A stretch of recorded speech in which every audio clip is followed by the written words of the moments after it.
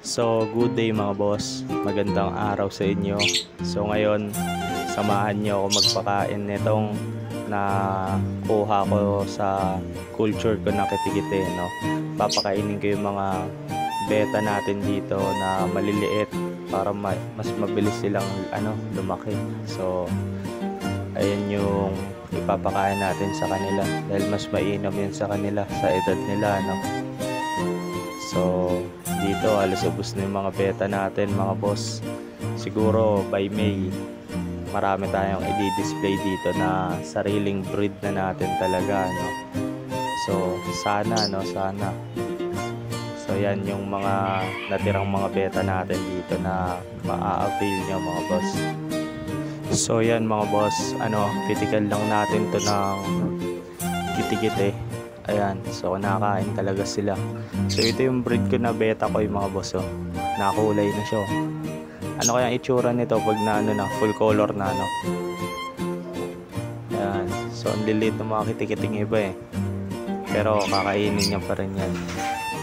Kumukulay na yung ibang beta ko So ito mga super red, naka hard talisay sila. Ayan, nakain pa mga super red na HMPK. So binilang ko na tong mga super red mga boss. May mga female to. Bali meron ako netong 8 pairs ng super red, no? So yan yung abangan nyo, 8 pairs na super red na HMPK. So sa platinum white 5 pairs lang yata ang available kasi puro male na, no? So yung female na platinum white, hindi ko pa alam kung ilan ba talaga, pero nakita ko pa lang doon na confirm na female 5 pa lang. So yan yung abangan niya. Siguro by May sana ma-release ko na to. Pwede ko naman na to i-release ngayon, kaso lang ang size kasi nila mga mga juvie to junior size pa lang, no? Mas maganda kung junior size to regular size na. Ayan, so solid to mga boss. Ang gaganda pa ng form nito. So yung mga ginamit kong materials kasi nito, talaga, super red tsaka platinum white din talaga. Tas ang gaganda pa ng form nila. So wala namang masama dahil maganda yung kinalabasan, no? So ang gaganda ng form ng mga anak nila. Ayan, so pusugin natin sila sa kitikite para mas mabilis silang magsilakihan. Mayaman kasi yan sa protina. Gustong gusto yan ng mga beta. So yan mga boss, baka by May ko mai-out pa tong mga to. So mga May ko pa sila talaga i-out, no? Para mas maganda na yung size nila kahit pa paano. So yan mga boss, napakain ko na yung mga beta rito. So mamayang hapon papakainin ko naman sila ng BBS. So hindi pa kasi ma-hatch yung BBS natin ngayong umaga, kaya kitikitin na lang.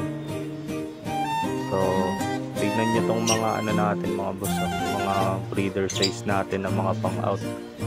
Ayan, so ang ganda nitong yellow na to, sobrang tikas. Gusto ko sana to siya i-breed kaso wala akong female na ganito Gusto ko na sana tong kunin so wala akong female, sayang. So yan mga boss, ito yung mga natin, ito yung mga bago nating na i-jar, no? So nilagyan ko to kahapon ng talisay. So pakainin natin sila ngayon. So mukhang kakapusin pa yung kitikiti natin dito sa mga beta natin Sana magkasya, no? So yung culture ko kasi nung magda-dap niya ubos na.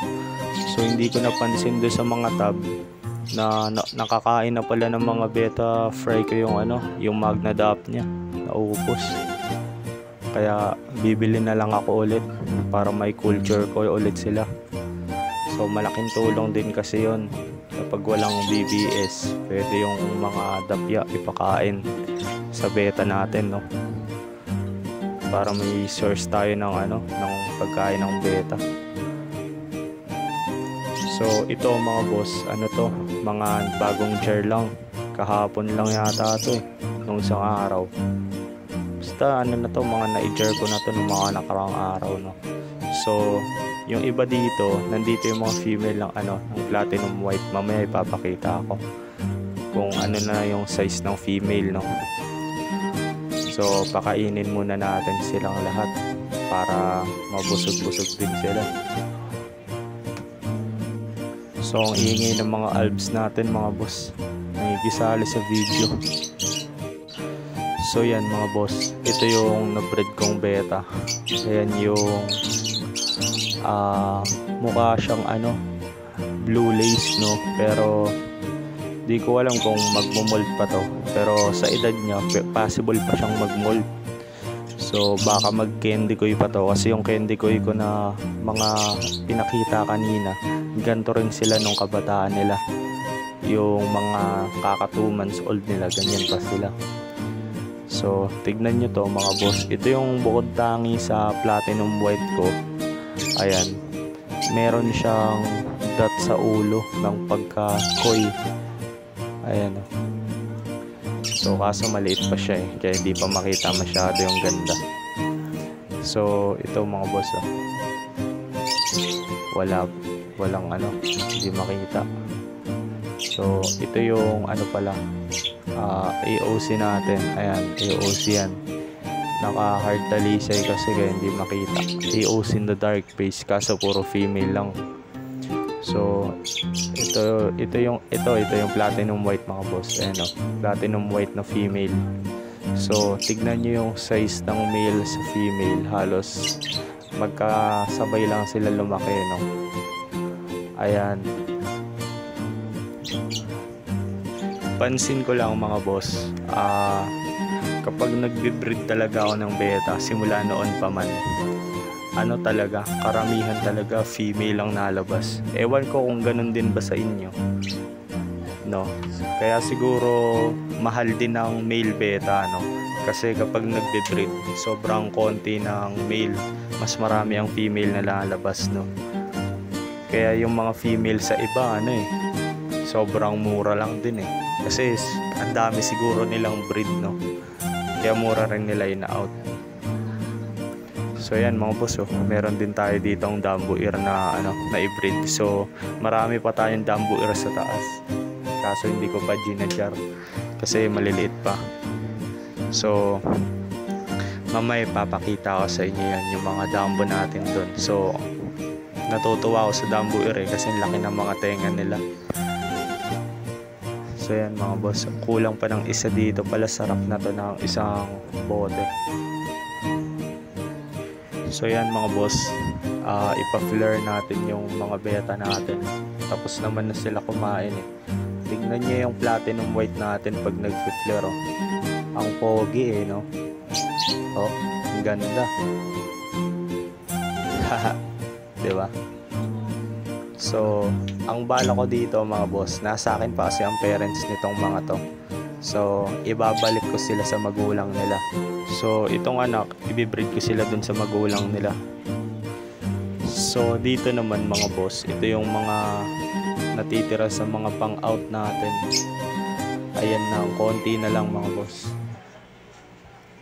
Ayan, so mga breeder size na sila Ito yung mga natira sa mga available na lang